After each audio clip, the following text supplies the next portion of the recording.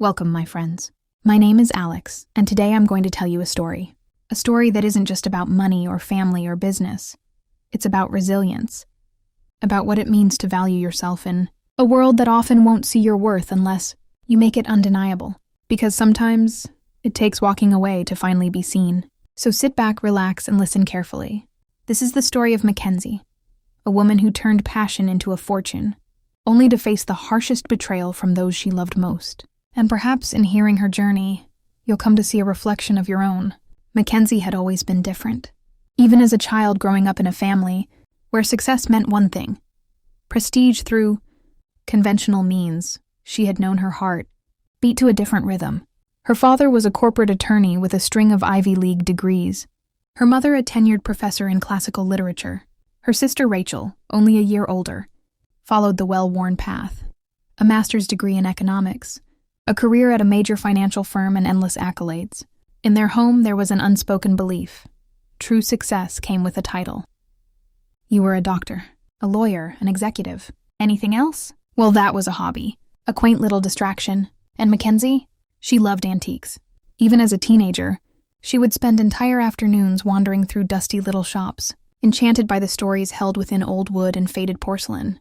While her classmates wrote essays about financial markets, McKenzie was teaching herself to spot the signature of an 18th century clockmaker or the rare glaze of a Ming vase. Her parents dismissed it as a phase. Rachel teased her endlessly. "You could be doing so much more," Rachel would say, her voice sharp with impatience. "Why waste your time digging through junk?" McKenzie smiled and said nothing, because deep down, she knew something they didn't. She could see value where others saw trash, and she believed, quietly but fiercely, that one day this would mean something. After finishing high school, McKenzie tried half-heartedly to follow the path laid before her. She enrolled in a university business program but quickly felt suffocated.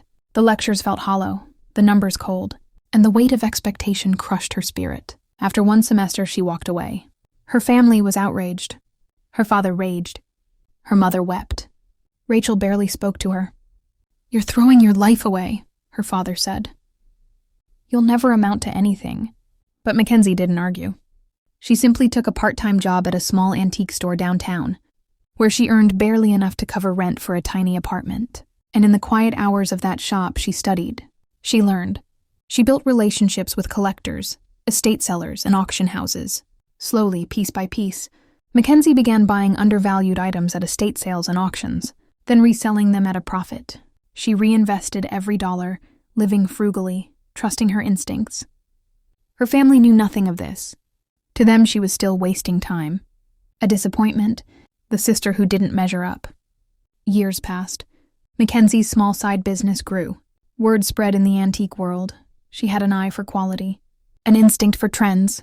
By her late 20s, McKenzie had enough capital to open her own store. Timeless Treasures.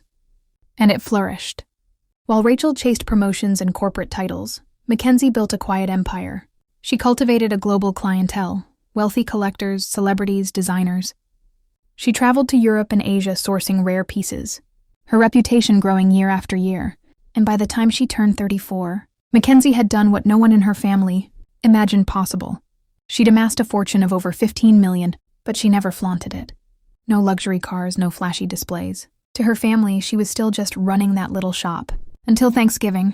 That year, against her better judgment, McKenzie agreed to host dinner. It was meant to be a rare family gathering, an olive branch of sorts. She spent days preparing. When Rachel arrived early, she spotted an open ledger on the desk in McKenzie's study, a glimpse of account statements, sales records, and valuations. And in that moment, the illusion shattered. Rachel's eyes widened. Her voice rose, incredulous. "McKenzie, is this real? You've made millions. From antiques? You've been hiding this from us?" The accusations came fast. Greed laced her voice. "Why didn't you tell us? You let us think you were struggling. And all this time, you've been sitting on a fortune?" McKenzie calmly tried to explain. It wasn't about hiding. It was about peace, about not wanting to be judged by a family that never valued her work. But it didn't matter. Word spread through the family like wildfire. Within days, her parents called. Demands came thinly disguised as concern. "Your father's retirement could use a boost. Your niece needs tuition money. You should share. After all, we're family." Rachel was more direct. You owe us. I worked hard for years. You played with old junk. You don't deserve this alone. The entitlement was suffocating. The betrayal, deeper than McKenzie had imagined possible. For the first time in her life, she saw her family's true colors.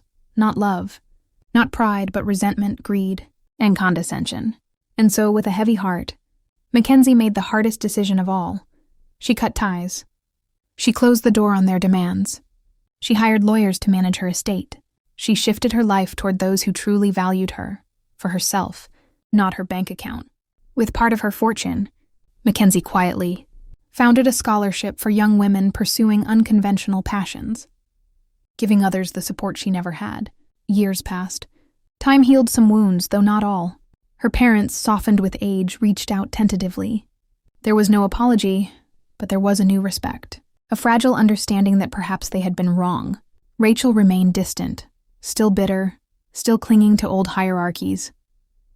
But McKenzie no longer needed her validation, because in the end, McKenzie had built something more precious than fortune. She had built self-worth.